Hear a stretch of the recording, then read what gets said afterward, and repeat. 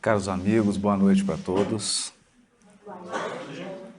Eu fico muito feliz de voltar a St. Gallen, poder rever Isabel, Luciana, os amigos da cidade, da Casa Espírita e rever a tantos que saem das suas cidades, dos seus grupos e nos proporcionam essa alegria do encontro.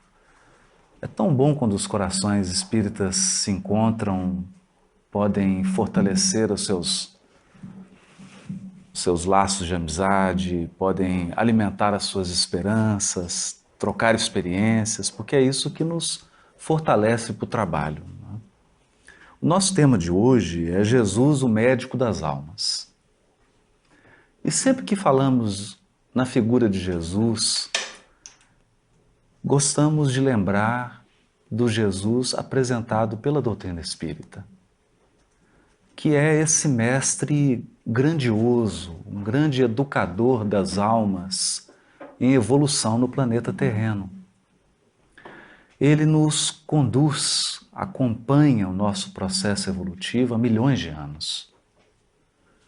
Conhece cada um de nós, as nossas potencialidades, as nossas forças, mas também as nossas fraquezas, os nossos deslizes, aqueles pontos que nós precisamos de aprimorar e aquelas deficiências que nós temos que nos desfazer delas. E pensar dessa perspectiva espírita na figura de Jesus é imaginá-lo da altura da sua evolução espiritual.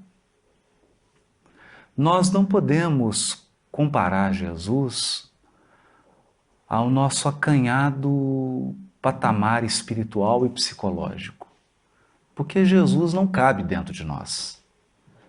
Seria como colocar o mar num copo d'água. A estrutura espiritual do Cristo é superior a qualquer coisa que nós possamos conceber.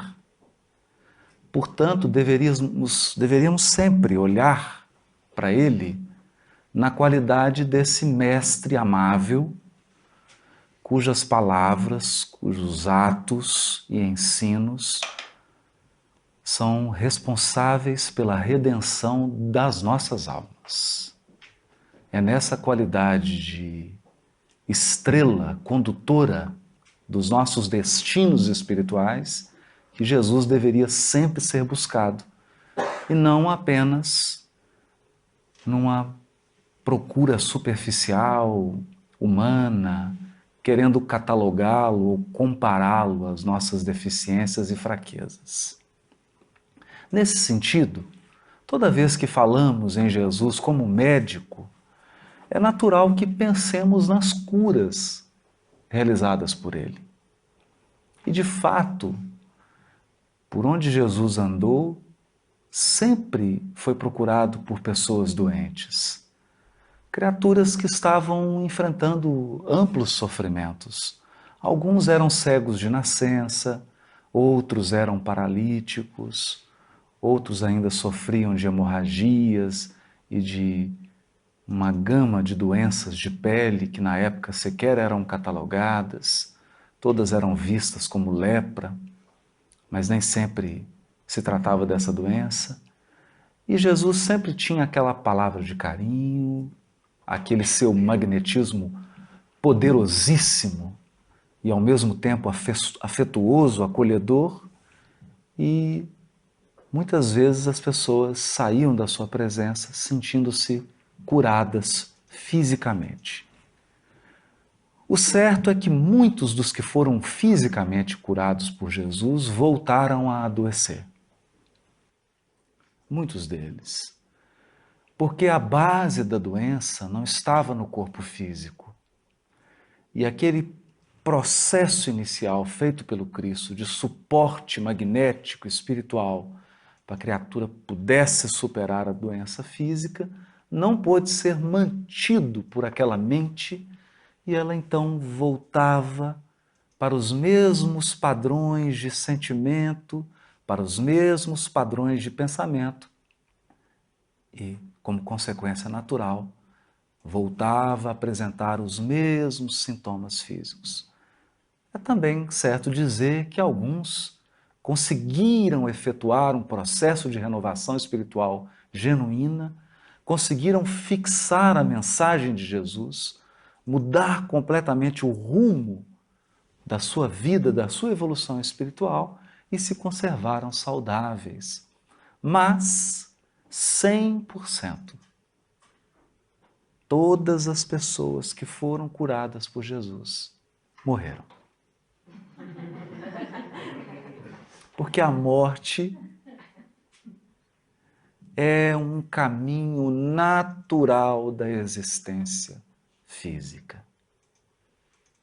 Emmanuel nos diz que o reino dos céus não vem com aparências exteriores, porque os olhos humanos só podem contemplar o que está morto ou o que vai morrer. Tudo que nós enxergamos está num processo que se encaminha para a morte. Corpos físicos, plantas, animais, terrenos, construções. Nós nos perguntamos sobre as grandes civilizações do passado, que sobraram delas senão ruínas. Nós nos perguntamos sobre os grandes vultos do passado. Todos passaram pelos umbrais da morte. Todos tiveram que passar pela transição do túmulo. Então, nada no mundo físico, nada é permanente. A característica principal da vida física é a impermanência. Durante um tempo, nós estamos com algumas pessoas. Durante um tempo, nós temos um corpo físico. Durante um tempo, nós exercemos uma profissão. Durante um tempo, nós podemos deter poder. Durante um tempo determinado, nós detemos poderio econômico. Mas todas essas coisas passam com a ação do tempo. Tudo se renova. E a lei de destruição cumpre sempre o seu objetivo, que é auxiliar a lei de progresso. Todo progresso se efetua com mortes e renascimentos, destruição e construção. Portanto, é sempre preciso considerar que quando falamos de saúde, não estamos falando da saúde do corpo físico, porque a saúde do corpo físico é sempre relativa, já que o nosso corpo se encaminha para a morte. Ele sofre um processo natural de desgaste. É da natureza do corpo físico acabar, desgastar-se, até que ele não tenha mais forças e liberte o espírito para novos ângulos do seu desenvolvimento espiritual. Nesse sentido, é bom enxergar Jesus como médico do espírito. Porque quem verdadeiramente adoece é o espírito. E quem conserva a verdadeira saúde é o espírito. Mas seria apenas poético dar um título a Jesus de médico das almas, se nós de fato não estudarmos com reflexão, com paciência, quais são as doenças da alma? Por que adoece a alma? Quais são as causas do adoecimento do espírito? O que nos atinge, o que nos afeta a ponto de adoecermos até que um dia o corpo físico expresse aquilo que vai dentro de nós? Porque o corpo físico é uma janela, ele apenas mostra o que existe por dentro. Ele apenas reflete o que existe por dentro. Investigando o espírito e as suas potencialidades, nós nos recordamos de uma passagem bastante emocionante que está no livro Ação e Reação, psicografado por Francisco Cândido Xavier, ditado pelo espírito André Luiz. Trata-se de um atendimento que André Luiz fez ao lado de um espírito chamado Silas. Eles visitam Um jovem que estava sendo obsidiado pelos seus próprios tios. Eram dois espíritos que estavam bastante cruéis e perseguiam um único propósito: fazer com que aquele jovem, já estava não tão jovem assim, mas na maturidade, com que ele desencarnasse. Porque aquele rapaz havia herdado um patrimônio imenso do seu pai, mas o seu pai somente conquistou aquele patrimônio assassinando os dois irmãos. E os dois irmãos agora, do mundo espiritual, estavam completamente enceguecidos pelo ódio, pelo desejo de vingança, pelo propósito de fazer justiça com as próprias mãos. Mas, para espanto de André Luiz, Silas não condena, não aponta dedo, não faz nenhuma censura aos obsessores. Ele apenas começa a visitá-los todos os dias e conversa um pouco. Como se tivesse interessado em aprender técnicas de obsessão. E, num desses dias, Silas, visando o aprendizado de André Luiz, faz uma pergunta aos obsessores. Qual era o processo que permitia a eles ter acesso à mente daquele rapaz e exercer um domínio sobre ela? Então, o obsessor Leonel dá uma aula. Uma aula que nós espíritas deveríamos estudar dezenas e dezenas de vezes. Porque é fundamental.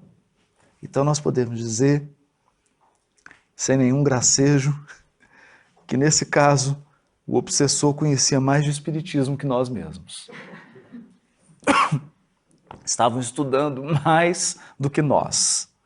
Ele diz assim: todos possuímos, além dos desejos imediatistas comuns em qualquer fase da vida, um desejo central. Um desejo central, ou tema básico dos interesses mais íntimos.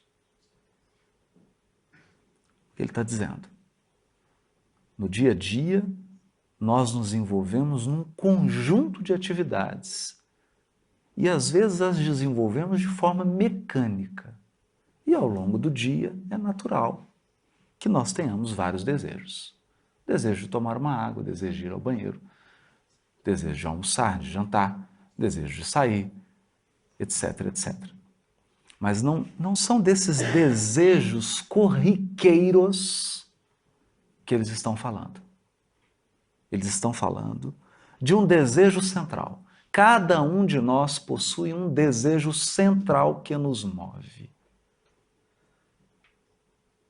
Algo que nos faz buscar, trabalhar, agir. Um desejo central. Ou tema básico.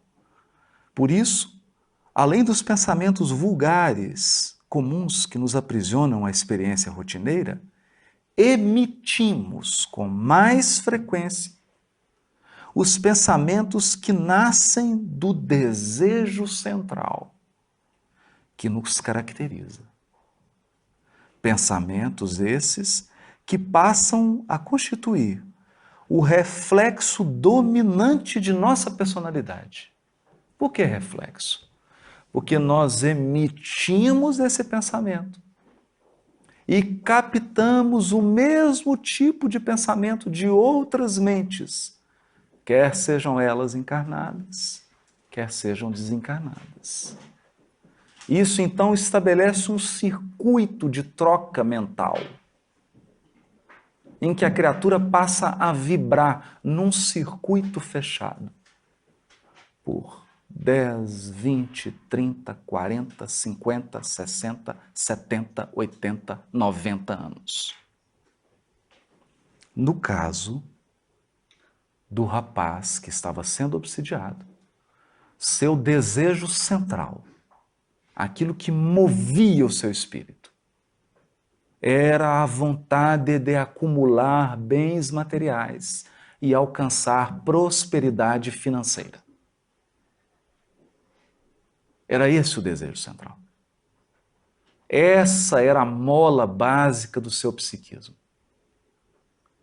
Ele pensava várias coisas, mas milhares de vezes ao longo do dia, ele voltava para esse pensamento do dinheiro, dos bens.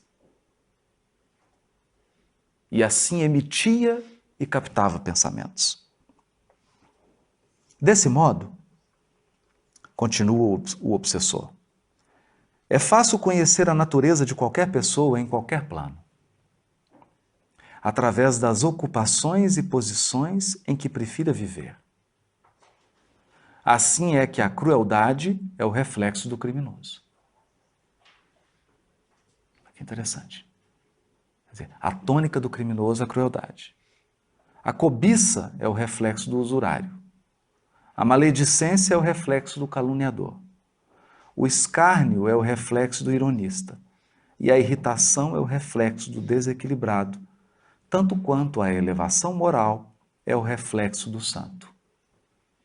Conhecido o reflexo da criatura que nos propomos retificar ou punir, olha que a fala do obsessor. Ele está dizendo, conhecido o reflexo da criatura que a gente quer retificar, que a gente quer corrigir ou punir, é muito fácil superalimentá-la com excitações. Excitações constantes, robustecendo-lhe os impulsos e os quadros já existentes na sua imaginação, e criando outros que se lhe superponham, nutrindo-lhe dessa forma a fixação mental. Aqui que está o ponto. Fixação mental. A questão é que, como na qualidade de encarnados, nós somos envolvidos num certo torpor, porque o encarnado, quando desdobra, como que você distingue um espírito desencarnado no mundo espiritual e o encarnado que está desdobrado? O encarnado desdobrado é sempre sonolento. Ele parece um sonâmbulo, com raras exceções. Basta lembrar dos nossos sonhos. Os nossos sonhos são relâmpagos de lucidez. Porque a maioria dos encarnados dorme. Dorme. Um sono. Que é o sono da falta de presença, da falta de atenção. A maioria das coisas que faz mecanicamente. E não se percebe do que o move. Não se dá conta de quais desejos o levam a fazer coisas. Ele simplesmente faz, inconsciente. Então, o grau de inconsciência é tão profundo, que o que ele tem vontade de fazer, ele faz sem pensar, nem que ele está com vontade. Esse é um ponto importantíssimo. E é em cima desse elemento que muitas vezes as obsessões se tornam tão simples, porque basta soprar a brasa. Nenhum obsessor coloca algo que não já está em você, que não está em mim. Ninguém introduz um elemento novo, ele simplesmente sopra o que já existe em mim. Então, o irritado é simplesmente estimulado. Ele já é irritado. Ele já age com nervosismo naturalmente. Ele não consegue refletir sobre a sua própria ansiedade. A sua resposta já é automática. Ele é um sonâmbulo, ele não pensa, ele não sente, ele não para, não se conhece. Não há espelho, ele não se enxerga. Esse é um ponto importantíssimo, porque basta uma singela influência, basta um alimento, e a criatura sai fazendo automaticamente, como se fosse um droide teleguiado. Teleguiado. É sobre esse ponto que o obsessor explicava para Silas. Mas por que estamos lendo esse texto, já que o tema é Jesus, o médico das almas, né?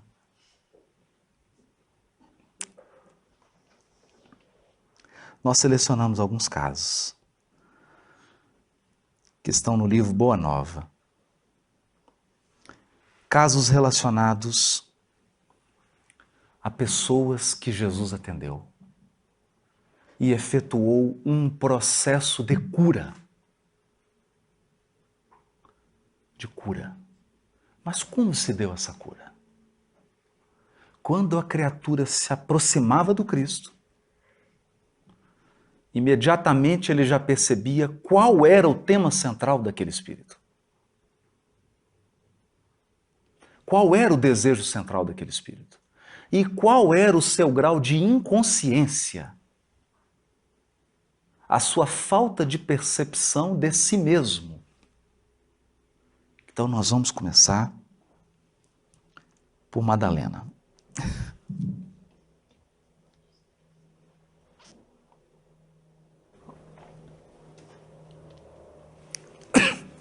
Maria de Magdala procurou Jesus constrangida, porque os apóstolos eram homens que experimentavam um processo religioso do judaísmo bastante preconceituoso. Naquela época a mulher não era valorizada, como é hoje. Ela não tinha a liberdade e a igualdade que tem hoje, pelo menos nos países mais educados e mais desenvolvidos.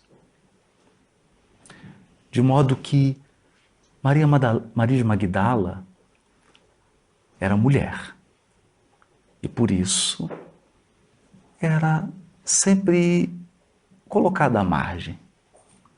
A questão é que, além de ser mulher, Maria de Magdala era uma cortesã, uma prostituta de luxo.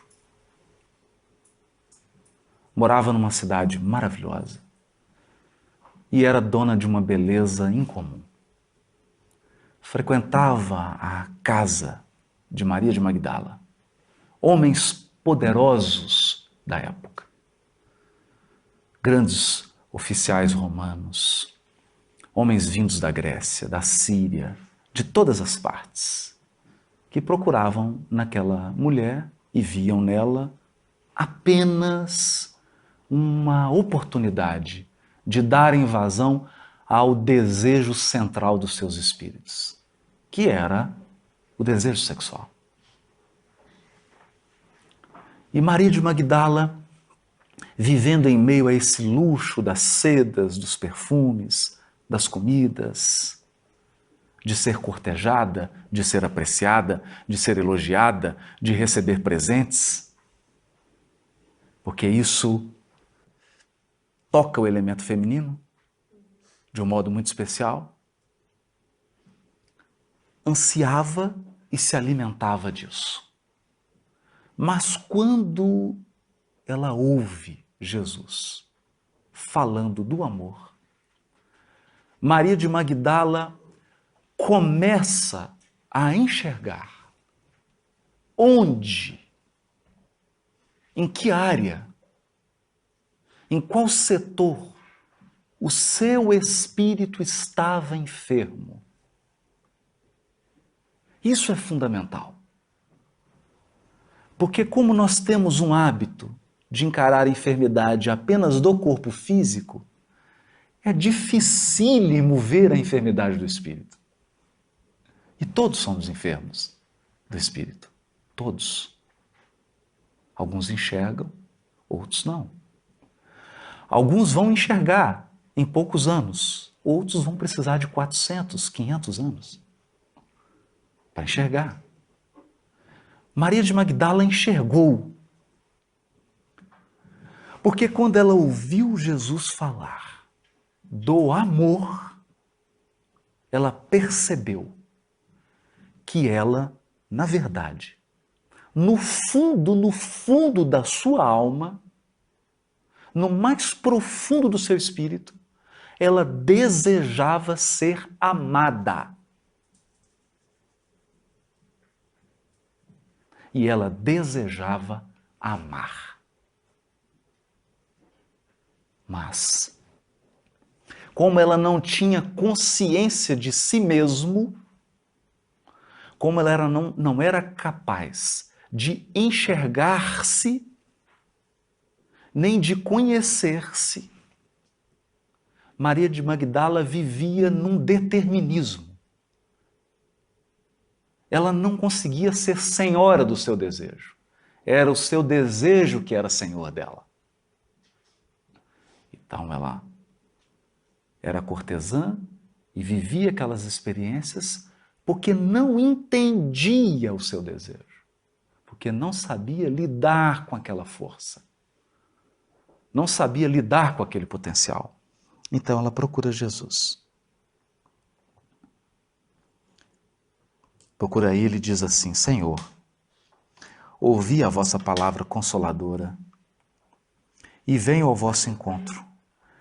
Tendes a clarividência do céu e podeis adivinhar como tenho vivido. Sou uma filha do pecado. Isso na visão dela. Estava com sentimento de culpa. Todos me condenam. Entretanto, mestre, observai como tenho sede do verdadeiro amor. Minha existência, com todos os prazeres, tem sido estéril e amargurada. Porque ela não conseguia satisfazer o desejo. Esse é o ponto. As primeiras lágrimas lhe brotaram dos olhos enquanto Jesus a contemplava com bondade infinita. Queria chamar a atenção para isso.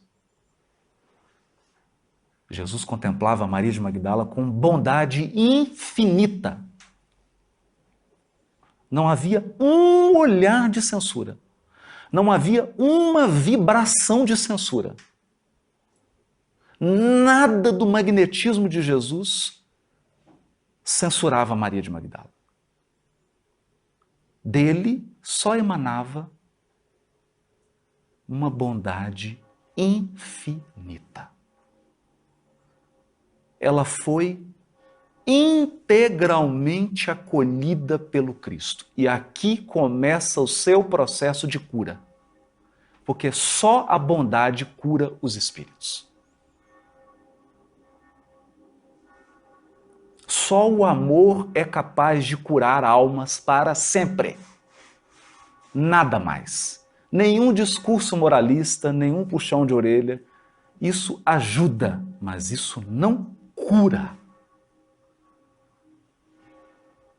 Então, sentindo-se profundamente acolhida, Maria de Magdala continua. Ouvi o vosso convite ao Evangelho. Desejava ser das vossas ovelhas. Mas será que Deus me aceitaria? Imagina. Sentimento de culpa. Jesus fala para ela, fitando-a enternecido e sondando as profundezas do seu pensamento. Imagina, Jesus não está sondando o pensamento. Não. Sondando o pensamento, qualquer médium faz isso. Qualquer médium faz isso. Jesus estava sondando as profundezas do pensamento. Sondar as profundezas do pensamento é investigar qual o desejo central que move meu espírito? Era isso que Jesus estava sondando. Estava escaneando a alma dela. Uma tomografia computadorizada espiritual. E diz para ela: Maria, levanta os olhos para o céu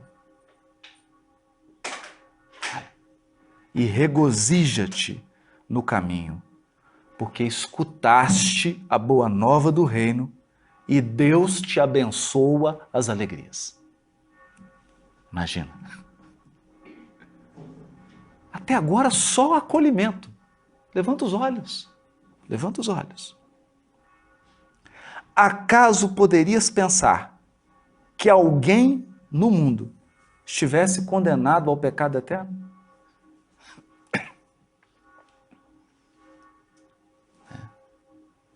Onde então o amor de nosso Pai?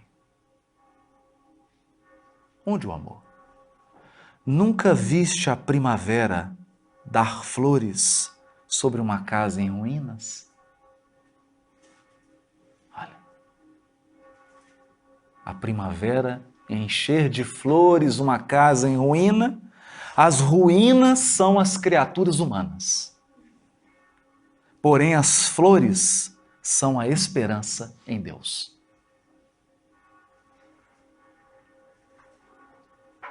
Olha, sobre todas as falências e desventuras próprias do homem, as bênçãos paternais de Deus descem e chamam. Olha, sentes hoje esse novo sol a iluminar-te o destino. Caminha agora sob a sua luz, porque o amor cobre a multidão dos pecados. Então, o que ele dizia para ela é: Maria, você só está me procurando porque você começa a se sentir amada por Deus. E sentir-se amado por Deus é o início da cura. É o início da cura. Porque quando eu me sinto verdadeiramente amado por Deus, eu me liberto do sentimento de culpa e uso toda a minha energia para a minha transformação, não para o pranto. Se Paulo de Tarso tivesse gastado as suas energias em lamentações, eu matei, eu fui perseguidor, o que eu vou fazer? Eu fiz isso. Ele não teria dado um passo na direção do Cristo. Um passo. Então aqui o que Jesus mostra para ela é que o seu processo de restauração espiritual se iniciaria pelo amor. Sentir o amor, esse amor convite, esse amor que chama, esse amor que nos conclama para uma nova experiência, para uma experiência mais alta, mais profunda, onde a gente se conheça mais, onde a gente deixe de ser um robô fazendo coisas mecanicamente e passe a fazer tudo com intenção, com propósito, com objetivo, sentindo cada segundo, agindo com consciência plena do que faz. E ela respondeu a ele: no entanto, Senhor, tenho amado. E é verdade. O que ela estava dizendo era verdade. Ela não estava sabendo dominar o seu amor, mas ela estava tentando. E tenho sede de amor. Sim, respondeu Jesus, tua sede é real.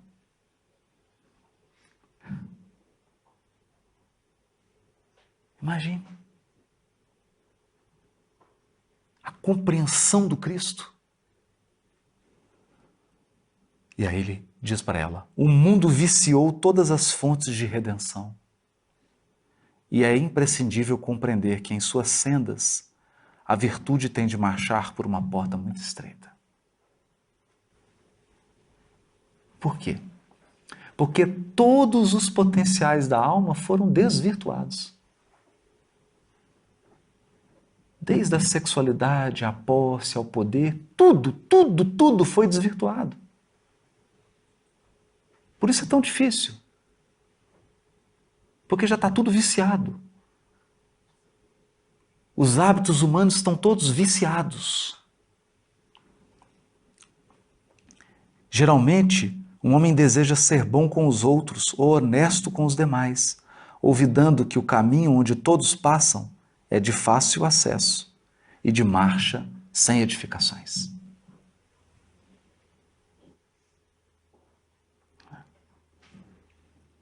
A virtude no mundo foi transformada na porta larga da conveniência própria. Aos que amam, aos que lhe pertencem o círculo pessoal. Os que são sinceros com seus amigos. Os que defendem seus familiares. Os que adoram os deuses do favor. Que é hoje um câncer da religião. O Deus do favor. Eu faço isso, eu sigo Deus, mas Ele precisa me dar presentes. Presentes. Precisa curar meus familiares, precisa resolver meus problemas. Precisa me dar algo, né? O Deus do favor. Ou do favoritismo.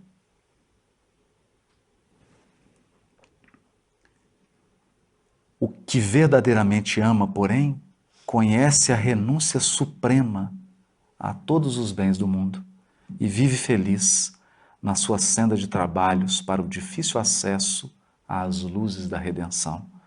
O amor sincero não exige satisfações passageiras,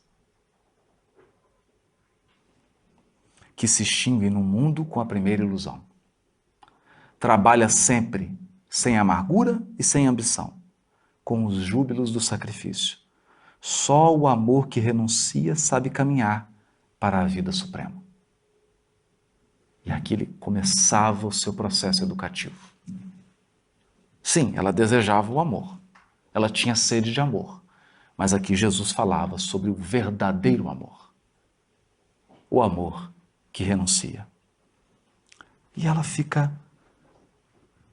embevecida com aquelas palavras e ansiosa por compreender. E pergunta para ele: só o ardor, o amor pelo sacrifício poderá saciar a sede do coração? Jesus teve um gesto afirmativo e continuou: somente o sacrifício contém o divino mistério da vida. Olha, viver bem é saber imolar-se. Acreditas que o mundo pudesse manter o equilíbrio próprio tão só com os caprichos antagônicos e por vezes criminosos dos que se elevam à galeria dos triunfadores? Toda luz humana vem do coração experiente e brando dos que foram sacrificados. Toda luz humana vem do coração experiente e brando dos que foram sacrificados.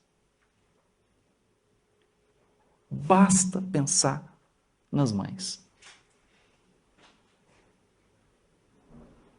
As mães. Então nós pensamos nos grandes gênios da humanidade, mas eu raramente, nem sei se existe alguma biografia das mães dos grandes homens e das grandes mulheres. Não sei se existe. Nós falamos num Beethoven, mas ninguém fala da mãe dele. Nós falamos de um Hitler, mas ninguém pensa na mãe dele. Até mesmo no círculo do Evangelho, falamos de Judas, mas ninguém pensa na mãe de Judas. Enterrando seu filho que suicidou.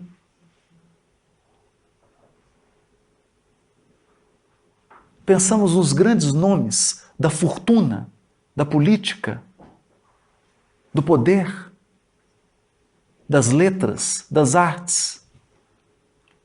E muitas vezes tiveram pais que sequer puderam estudar e que sacrificaram suas vidas inteiras para que os filhos pudessem brilhar.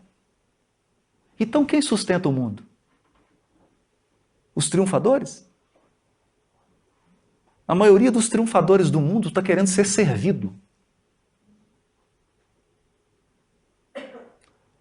Alguém muito poderoso está cercado de servos. Alguém com muita fortuna tem centenas de bajuladores. Quem sustenta o mundo são os que servem. Quem garante a nossa encarnação são as mãezinhas velando, perdendo a noite, dando do seu seio, sacrificando-se, abrindo mão das suas vidas pessoais, de projetos ou adiando projetos para o futuro, a fim de que os filhos possam alcançar a realização. É disso que Jesus está dizendo. Um guerreiro coberto de louros ergue os seus gritos de vitória sobre os cadáveres que juncam o chão. Mas apenas os que tombaram fazem bastante silêncio para que se ouça no mundo a mensagem de Deus. E foi assim com ele, né? Então Maria, tocada por esse amor profundo, espiritual, que é um amor que se nutre daquilo que dá, um amor que se alimenta daquilo que oferece. Mas chega, Jesus diz para ela, muitas vezes o campo enflorescido se cobre de lama e sangue, mas na sua tarefa silenciosa, os corações maternais não desesperam e reedificam o jardim da vida, imitando a providência divina que espalha sobre um cemitério os lírios perfumados de seu amor. Porque é onde se dissolvem todos os enganos e todas as quedas? No útero. É no útero que começa toda a renovação, toda a redenção espiritual. Então o Criador coloca logo uma mãe na entrada do processo de renovação espiritual. Quem está no mundo espiritual e precisa se renovar, mergulha no útero. E encontra uma mãe. Como se a mãe fosse um sinal da esperança divina no nosso aprimoramento, no nosso aperfeiçoamento. Então Maria de Magdala, ouvindo isso, diz assim, mas desgraçada de mim, Senhor, não poderei ser mãe. Não podia ser mãe. Então, atraindo-a brandamente a si, o mestre acrescentou. Eu acho bonito isso, porque não diz que Jesus puxou ela. Não diz que Jesus a abraçou. Diz que Jesus a atraiu com seu poderosíssimo magnetismo de amor e sabedoria. Trouxe ela para dentro do seu círculo de vibração de paz, serenidade e comunhão com Deus. E disse para ela, e qual das mães será maior aos olhos de Deus? A que se devotou somente aos seus filhos, aos filhos de sua carne, ou a que se consagrou pelo Espírito aos filhos das outras mães? E aí ela entendeu. E aí ela diz para ele, Senhor, doravante renunciarei a todos os prazeres transitórios do mundo, para adquirir o amor celestial que me ensinastes. Acolherei como filhas as minhas irmãs no sofrimento, Procurarei os infortunados para aliviar-lhes as feridas do coração. Estarei com os aleijados e leprosos. E assim, essa mulher corajosa, um dos maiores símbolos do cristianismo primitivo. Talvez uma das mais grandiosas transformações do Evangelho. Porque no caso de Paulo, ele saiu do fanatismo para a verdadeira fidelidade a Deus. Maria de Magdala saiu do vício sexual, do vício, o vício dos prazeres, para um amor espiritual. É muito mais difícil. Muito mais difícil.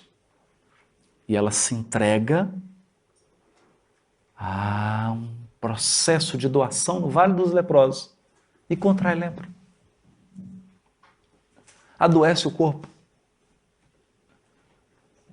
E nós nos impressionamos porque Maria de Magdala adoeceu fisicamente, como se ela já não estivesse doente.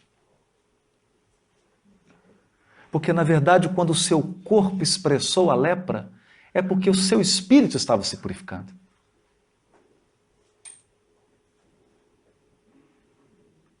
Seu espírito estava se purificando. E nós não podemos esquecer que o esforço de Maria de Magdala foi tão gigantesco que a primeira pessoa para quem Jesus aparece em espírito após a crucificação não é para sua mãe, é para Maria de Magdala.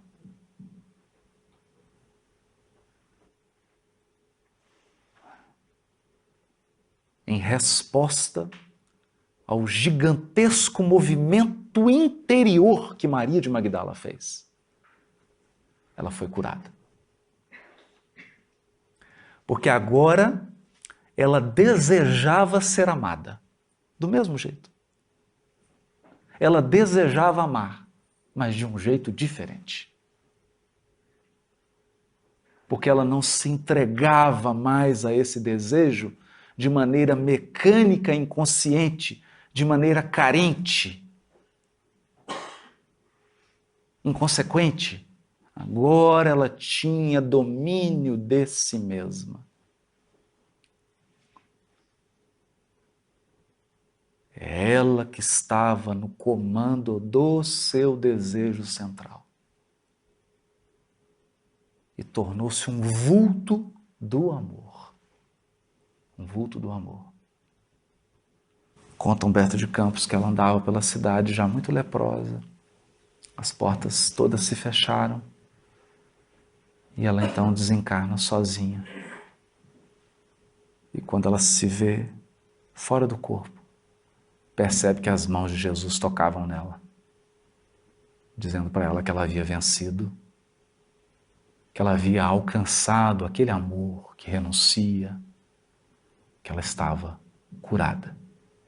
Era o médico das almas curando um espírito. Mas nós temos outro caso. Temos um caso bastante especial, é o caso de Bartolomeu. O caso de Bartolomeu é um caso curioso. Bartolomeu era um pescador da cidade de Dalmanuta. Bartolomeu vivia numa família bastante conturbada.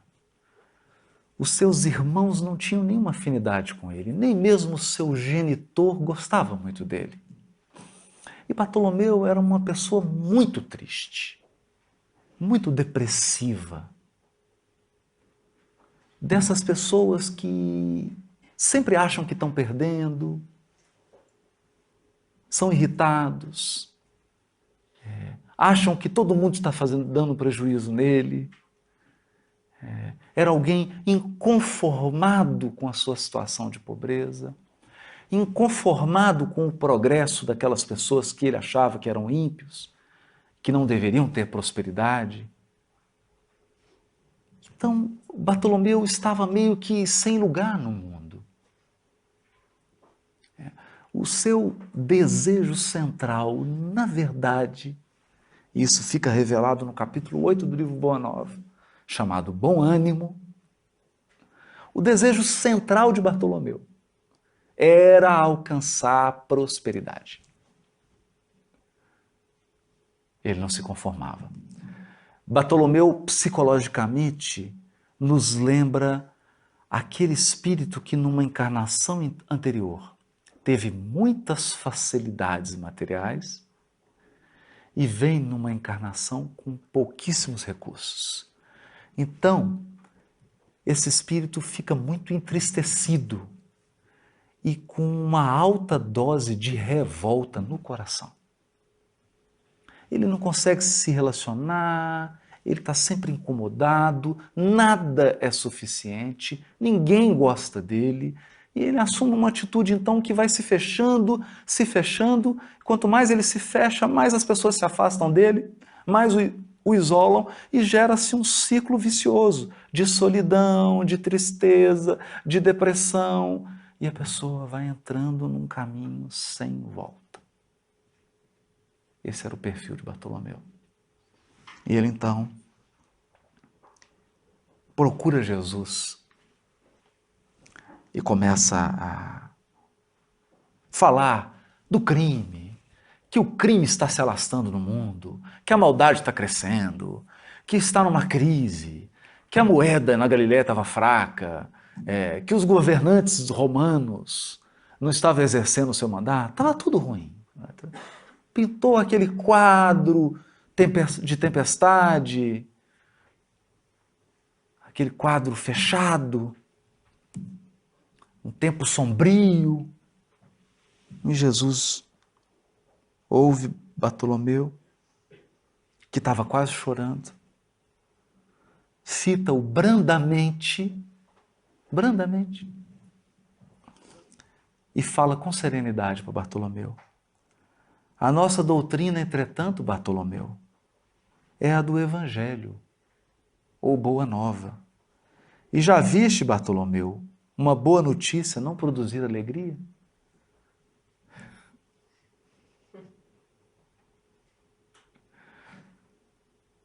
Fazes bem, conservando a tua esperança em face dos novos ensinamentos, mas não quero senão acender o bom ânimo no espírito dos meus discípulos. Se já tive ocasião de ensinar que o meu reino ainda não é deste mundo, isso não quer dizer que eu menospreze o trabalho de estendê-lo um dia aos corações que mourejam na terra. Achas, então, que eu teria vindo a este mundo sem essa certeza confortadora? Olha o que Jesus está dizendo para ele. Bartolomeu, você acha que eu teria vindo ao mundo se eu não tivesse a certeza que a terra vai se transformar em um paraíso?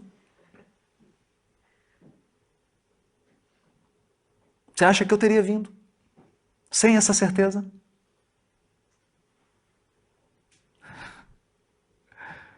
E ele fica... O Evangelho terá de florescer primeiramente na alma das criaturas, antes de frutificar para o espírito dos povos.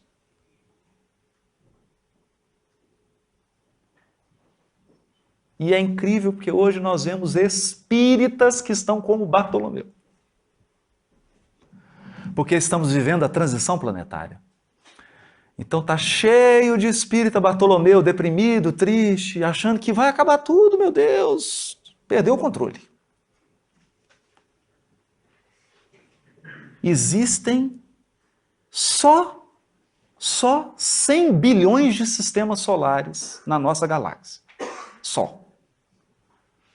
E só existem 200 bilhões de galáxias, mas Deus perdeu o controle nesse planetinha.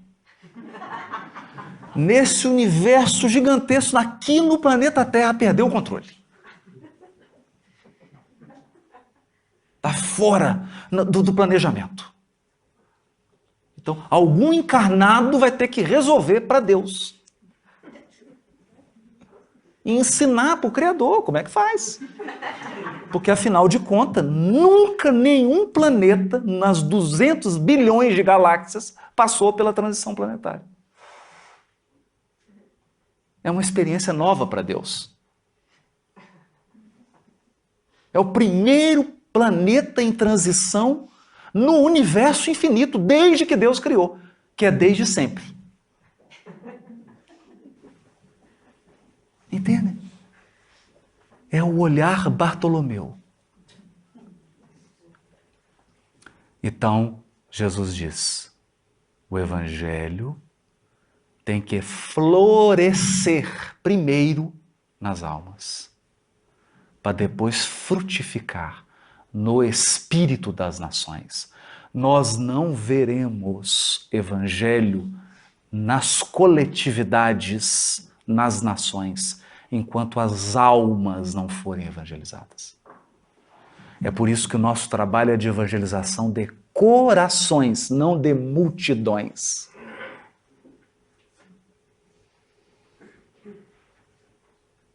Nós não evangelizamos países, evangelizamos almas, a começar pela nossa.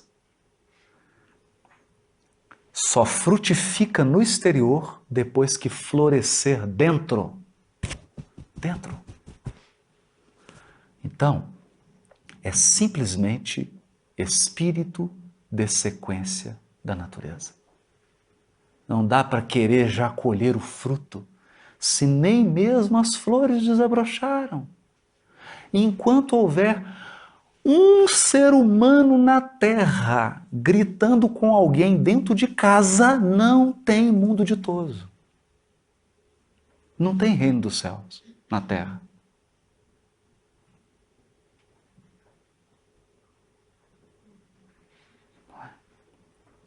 Enquanto houver um ser humano no planeta que não conseguir ser 100% honesto nos menores gestos da sua vida, no uso do papel higiênico num banheiro público que ele está sozinho,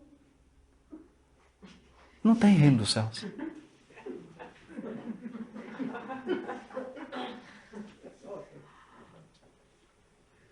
Porque o reino dos céus não é um decreto de políticos da terra. O reino dos céus é um patamar espiritual a ser atingido por cada um de nós.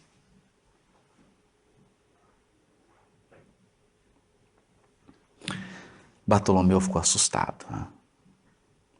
Ficou bem assustado.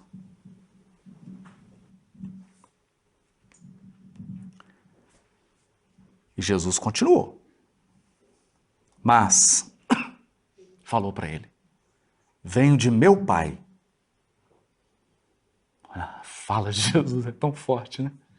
Venho de meu Pai, cheio de fortaleza e confiança.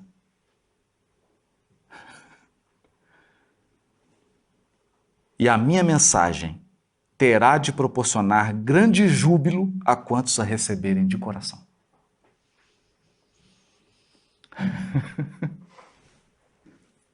É?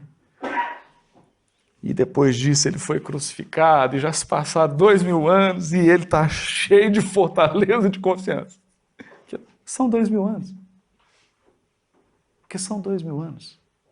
Quantos anos os dinossauros andaram sobre a Terra? E o Cristo esperou até que tudo fosse resolvido. Até poder aparecer a primeira espécie humana. O primeiro modelo físico de corpo da espécie humana. Quantos bilhões de anos? Foram aguardado. Um Homo sapiens com condições de pensar tem mais ou menos 200 mil anos. 200 mil anos. Isso não é nada. Nada. Isso é um segundo. E nós já estamos sem esperança. Perdendo o bom ânimo. Nós estamos perdendo o bom ânimo por causa das dificuldades dos últimos 10 mil anos. 5 mil anos. Ou pelas dificuldades que ainda enfrentaremos por alguns séculos.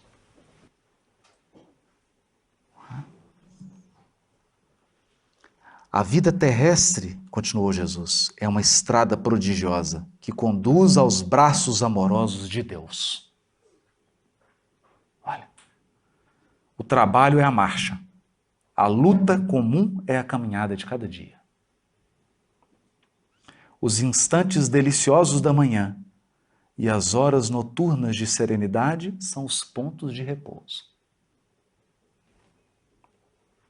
Mas ouve-me bem, na atividade ou no descanso físico, a oportunidade de 1 hora, de um leve aceno, de uma palavra humilde, é o convite de nosso Pai para que semeemos as suas bênçãos sacrossantas. Em vista dessas razões, observamos que os viajantes da terra estão sempre desalentados. Na obcecação de sua vontade própria, ferem a fronte nas pedras da estrada, cerram os ouvidos à realidade espiritual, vedam os olhos com a sombra da rebeldia e passam em lágrimas, em desesperadas imprecações e amargurados gemidos, sem enxergarem a fonte cristalina, a estrela carinhosa do céu, o perfume da flor, a palavra de um amigo, a claridade das experiências que Deus espalhou para a sua jornada em todos os pontos do caminho. Olha, como se Jesus estivesse dizendo: Bartolomeu, é preciso aprender uma nova matemática. Uma nova matemática, a habilidade de somar dádivas. Nós esquecemos isso. Nós só sabemos somar dificuldades. Nós não conseguimos somar dádivas. Você pode fazer uma lista,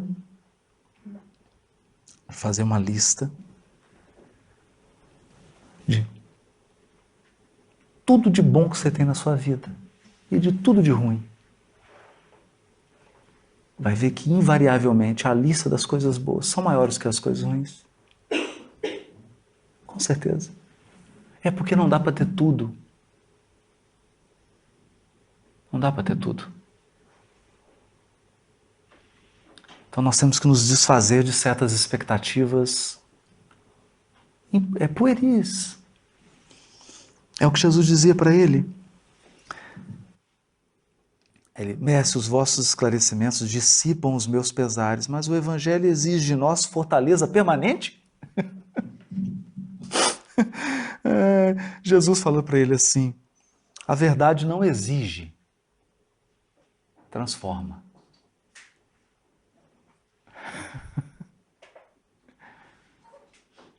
A verdade não exige, transforma. O Evangelho não poderia reclamar estados especiais dos seus discípulos.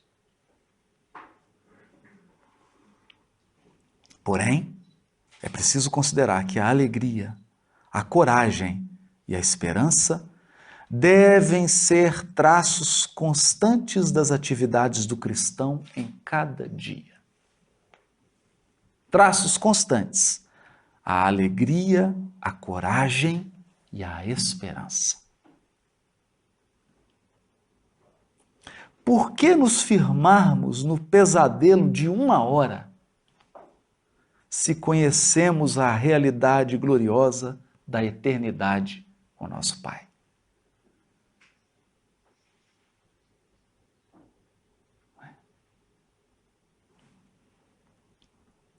Aí ele se abre. Já estava no meio da conversa. Olha que incrível. Até aqui Jesus estava cavando o poço. Estava entrando na intimidade de Bartolomeu. Estava entrando na... Aqui ele se abre.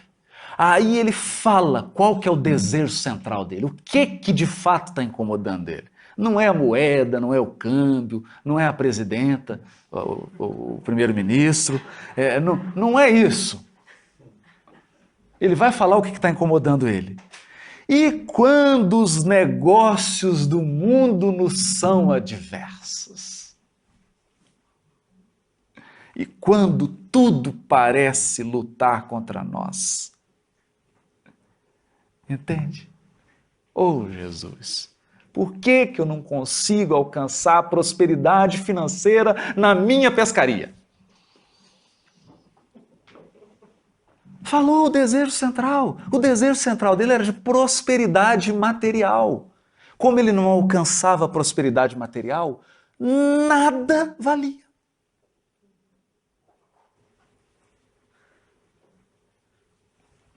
Nada valia. E aí ele se transformava num turrão, de cara fechada, mal-humorado, triste, dessas pessoas que a gente chama que são coveiros, que é a pessoa que você chega perto dela, 3 segundos depois você já está com vontade de chorar e fazer um velório.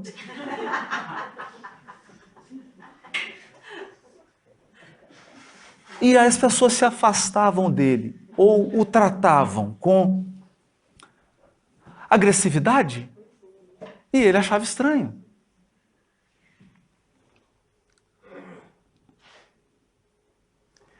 Jesus, todavia, como se percebesse inteiramente a finalidade de suas perguntas, esclareceu com bondade. Ou seja, Jesus sabia qual era o desejo central de Bartolomeu. O que estava adoecendo o espírito dele? Adoecendo o espírito de Bartolomeu e fazendo com que ele quase estivesse perdendo a sua encarnação. Porque quando nós falamos em Jesus, médico das almas, é para dizer o seguinte: uma doença da alma pode fazer você perder a sua presente existência. E eu não estou falando de perder fisicamente. Pode perder a oportunidade atual desta encarnação. E aí Jesus responde para ele: Bartolomeu, qual o melhor negócio do mundo? Vender diamante, Swarovski, petróleo, queijo, vaca suíça, relógio. Será a aventura que se efetua a peso de ouro? Olha que interessante. Será a aventura. Que interessante isso. Que se efetua a peso de ouro, muitas vezes amordaçando o coração e a consciência para aumentar as preocupações da vida material, ou a iluminação definitiva da alma para Deus, que se realiza, essa iluminação, olha aqui, isso aqui é importante. Iluminação definitiva da alma para Deus, que se realiza tão só pela boa vontade do homem, que deseja marchar para o seu amor por entre as luzes do caminho. Basta que a gente se encha de boa vontade para com o Criador e Ele vai nos conduzir nesse processo de iluminação. Não tem nenhuma mágica, é simples. E porque é simples, é a coisa mais difícil do mundo. Porque as coisas mais difíceis do mundo são as mais simples. Não será a adversidade nos negócios do mundo. Olha o que Jesus está dizendo para ele agora. Está falando para o espírito dele. No caso específico do Bartolomeu, vocês estão vendo que nós estamos trabalhando. Madalena era uma coisa. A questão de Madalena era energia sexual, amor, carência afetiva. Aqui o caso é outro. O caso é outro. Agora, qual que é o meu, qual que é o seu? Cada um tem que pensar com calma depois em casa, depois da palestra. não será a adversidade nos negócios do mundo um convite amigo para a criatura semear com mais amor?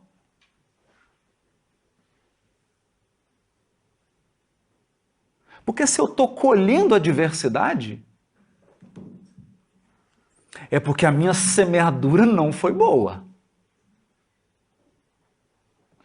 Então, se em alguma área da minha vida a resposta que eu estou obtendo da vida é adversidade, não será esse um convite para eu aprender a semear?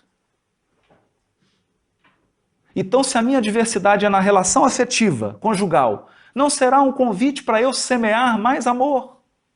Para eu aprender a amar?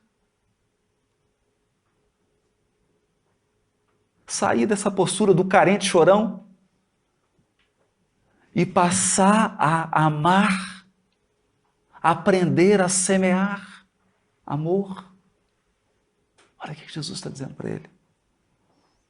Um apelo indireto que o arranque às ilusões da terra para as verdades do reino de Deus.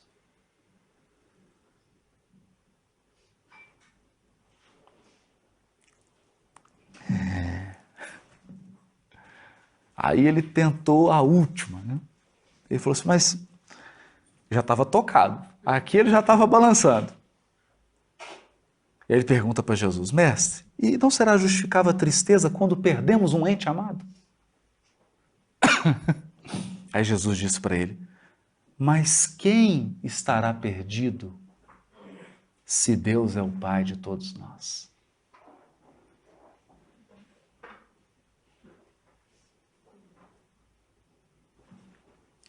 Se os que estão sepultados no lodo do crime hão de vislumbrar um dia a alvorada da redenção, por que lamentarmos em desespero o amigo que partiu ao chamado do Todo-Poderoso? A morte do corpo abre as portas de um mundo novo para a alma. Ninguém fica verdadeiramente órfão sobre a terra, como nenhum ser está abandonado, porque tudo é de Deus e todos somos seus filhos. Olha. Eis porque todo discípulo do Evangelho tem de ser um semeador de paz e de alegria.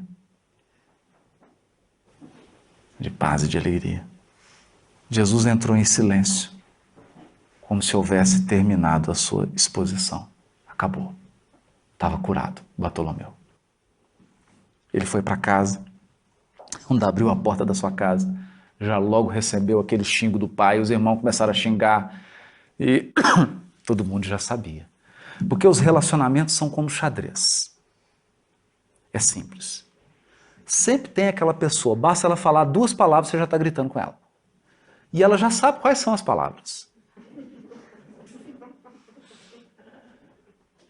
Porque os relacionamentos estabelecem uma dinâmica. Então, quando ele chegou, o pai falou aquelas palavras, Bartolomeu, tranquilo. Aí o pai falou, e agora, que peça que é um beijo? Não sei irritá-lo mais. Aí os irmãos falaram alguma coisa, ele não disse nada. Criticaram, falaram que ele era preguiçoso, ficava só conversando fiado com Jesus, em vez de cuidar da pescaria, entende? Entendem? Porque ele estava naquele circuito. Ele também estava vibrando naquilo. Agora ele saiu. Estava fora. Ficou tranquilo. Acordou no outro dia, cumprimentou. Sorrindo. Dando bom dia. O pessoal falou, esse homem está doente. Eu não estou acostumado. Estou acostumado com ele triste, cara fechada. Né? Aquele sol. Ele falando, ai, vida difícil. Né? Aquele sol imenso. O tempo falou que vai chover, né? Vai nevar. Né? Ele deu bom dia, cumprimentou, saiu cedinho, pescou, trouxe os peixes. A hora que ele foi vender os peixes dele para os mercadores já estão esperando, né? Que ele era reclamão, brigava. Ele, nada. Nós vamos comprar por tanto. Perfeito, está aqui o peixe. Ele falou, não, esse homem está doente. Esse homem mudou. Né? O que aconteceu com esse homem? Mas, na verdade, Bartolomeu havia sido curado. E aí diz Humberto de Campos: aproximaram-se aquelas pessoas todas, e quando ele viu Bartolomeu alegre, sorrindo, pela primeira vez na vida, Bartolomeu bem-humorado, Jesus contou uma pequena parábola em homenagem a ele. Disse assim: o reino dos céus é semelhante a um tesouro que, oculto num campo, foi achado e escondido por um homem que, movido de gozo, vendeu tudo o que possuía e comprou aquele campo. Nesse instante, o olhar do mestre pousou sobre Bartolomeu, que o contemplava, embevecido. A luz branda de seus olhos generosos penetrou fundo no íntimo do apóstolo. Olha o magnetismo do Cristo, pela ternura que evidenciava. E o pescador humilde compreendeu a delicada alusão do ensinamento, experimentando a alma leve e satisfeita, depois de haver alijado todas as vaidades de que ainda não se desfizera, para adquirir o tesouro divino no campo infinito da vida.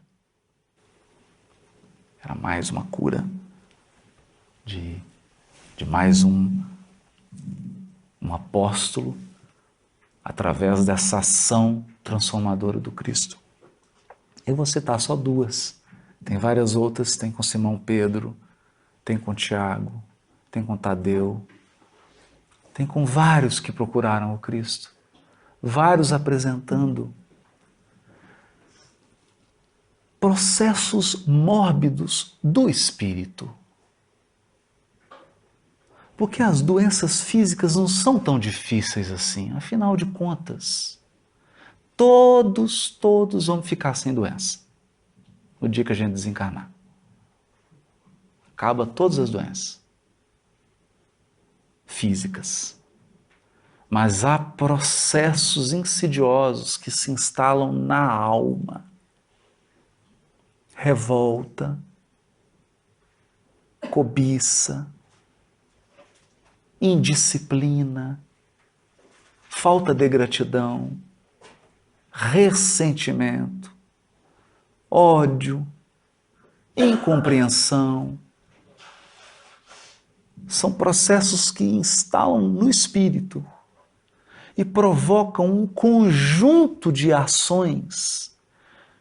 E essas ações estabelecem vínculos espirituais.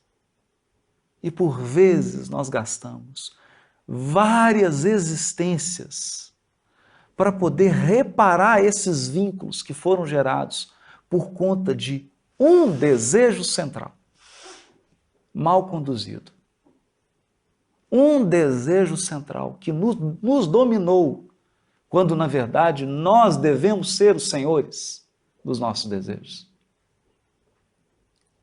É por isso que, quando falamos em Evangelho à luz do Espiritismo, nós não estamos falando de um processo convencional religioso. Nós estamos falando de um profundo processo de cura do espírito imortal. Um processo de cura eficiente que pode resolver em alguns anos o que dezenas de existências não foram capazes de resolver. Porque só encarnar não resolve nossos problemas. Só voltar à vida física não é a equação definitiva. Se não houver um processo de renovação, de restauração, de renascimento interior à luz do Evangelho, fica difícil restabelecer a cura do nosso espírito e voltar para casa. voltar para casa. Afinal de contas, estar num corpo de carne não é o nosso natural. Nós somos espíritos. O mundo espiritual é o nosso lar. A vida espiritual é a nossa vida verdadeira e genuína. Então, que as vibrações do Cristo, através das suas palavras e dos seus ensinos, possam nos alcançar e fazer por nós o que fizeram com todos esses espíritos que encontraram Jesus. E não digamos que não temos o Cristo diante de nós, porque Ele está presente através das vibrações do seu poderosíssimo amor e do seu poderosíssimo pensamento, e, sobretudo, pelas palavras grafadas no seu Evangelho e agora nos ensinos do Consolador prometido. Muito obrigado pela atenção de todos.